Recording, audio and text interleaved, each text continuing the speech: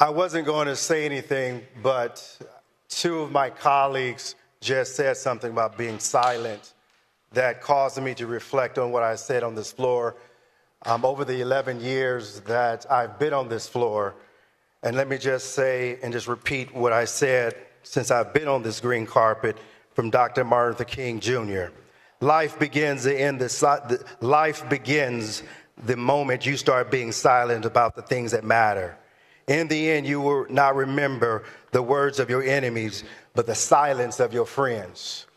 So being on this floor today, I cannot sit by and be silent on the things that matter.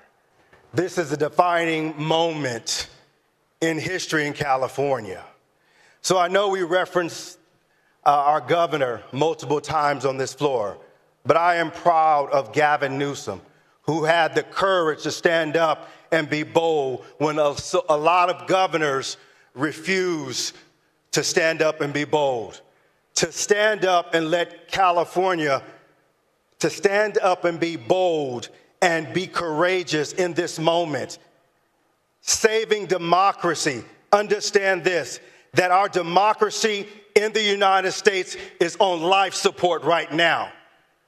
And it takes courage to stand up and be counted. We are in a defining moment in America. And I am so proud to be a member of the California State Legislature right now, that no other state is standing up and being counted. When this president, I am embarrassed. I am embarrassed to even call him president. Picking on the most vulnerable people among us, sending in ICE agents to snatch our students wearing masks. That's what happened in third world countries. How can we not stand up and do what we're doing? It's about a third term doing something that no other president dared to do. It's about taking back, it's about changing the Constitution of the United States of America. And make no mistake about it, they didn't hide what they were trying to do right now. It's about Project 2025. And it's been said time and time again, if California do not do this, we are just handing over the Constitution of the United States of America. And it started with the United States Supreme Court. It is about our human rights. So to my colleague who's not here, who talks about the phone calls that he received, and it's about him coming to this country, well, it's about the little old ladies who fought in the 60s and the 50s in order to get human rights, civil rights, women's rights, LGBTQ rights in this country, who can right now be taken away from us in this country, in the United States of America. It's about the next generation, that we may not even have any black people serving in office to have representation. It's about 10 African-American members of Congress that could be wiped away in Congress if we don't stand up and be counted. And California stands in the way of that happening. So we cannot afford not to do anything. So I'm proud of Speaker Rivas standing up and being counted and being bold. And being in this time, making sure that California is counted. It's about making sure that we stand in the way of this man and his power. So yes, it's about ACA 8. It's about us walking out of this room today and holding our head up high for the next generation. 30 seconds.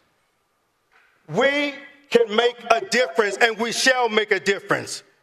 Making sure that we save the democracy for not only for the next generations who will sit in this seat, stand on this floor, but it's about our grandchildren and the legacy that we will leave behind.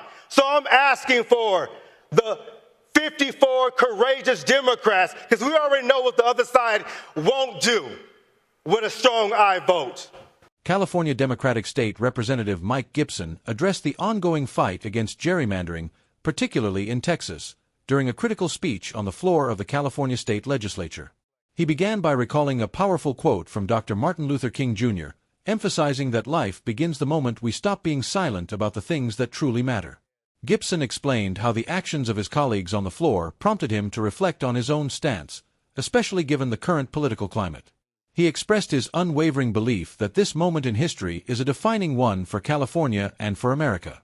As he reflected on the situation, he praised Governor Gavin Newsom for his courage in standing up to challenges that many other leaders were too afraid to confront. Gipson stressed that democracy in the United States was hanging by a thread, requiring bold action from all leaders to ensure its survival. With passion and urgency, Gipson spoke out against the actions of the current administration, particularly the controversial policies that target vulnerable populations. He criticized the president for actions that he believes are more in line with the oppressive regimes of third world countries, such as sending ICE agents to detain students wearing masks. Gipson's words were filled with frustration and disbelief, as he argued that these actions were attempts to undermine fundamental rights in the country. He pointed to Project 2025, a plan he believed would permanently alter the U.S. Constitution and change the course of American democracy. Gipson described how these moves could result in the erosion of civil rights, human rights, and political representation, especially for marginalized groups. He emphasized that California was uniquely positioned to stand in the way of these efforts, calling on his fellow lawmakers to act decisively before the damage was done. In his speech, Gipson reminded his colleagues of the sacrifices made by those who fought for civil rights in the past, particularly the elderly women who had marched for women's rights, LGBTQ rights, and the rights of African Americans.